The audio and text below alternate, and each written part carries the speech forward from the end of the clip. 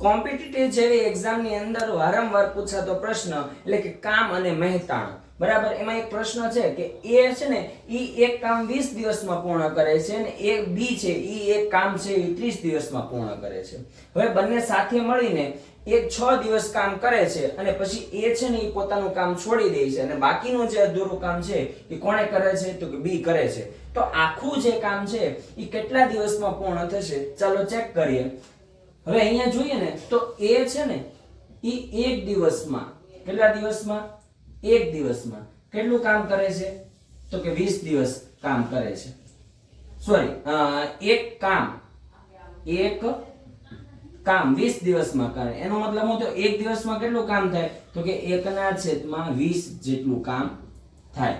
બરાબર. અને બી છે ઈ પણ એક કામ કેટલા દિવસમાં તો કે 30 દિવસમાં. બરાબર. તો એક દિવસમાં કેટલું થાય તો કે 1/30 જેટલું કામ થાય.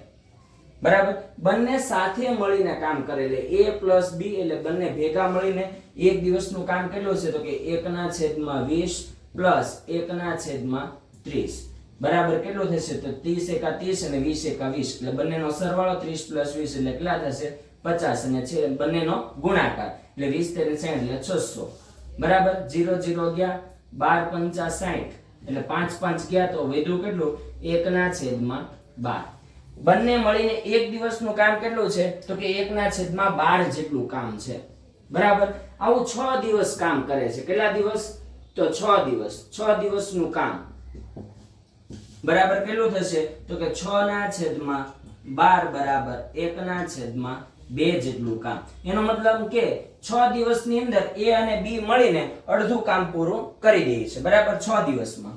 હવેનું જે બાકીનું અડધું કામ છે એ કેટલા દિવસમાં કરે તો અહીંયા ધ્યાન આપો કે બી છે ને એક કામ 30 દિવસમાં કરે તો અડધું કામ કેટલા દિવસમાં કરે તો કે 15 દિવસમાં. કેટલા દિવસમાં? 15 દિવસમાં.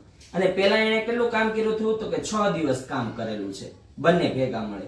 તો આખું કામ પૂર્ણ કરતા એને કેટલા દિવસ લાગે તો કે 21 દિવસ લાગે. આખું કામ પૂર્ણ કરતા કેટલો દિવસ લાગે? 21 દિવસ લાગે.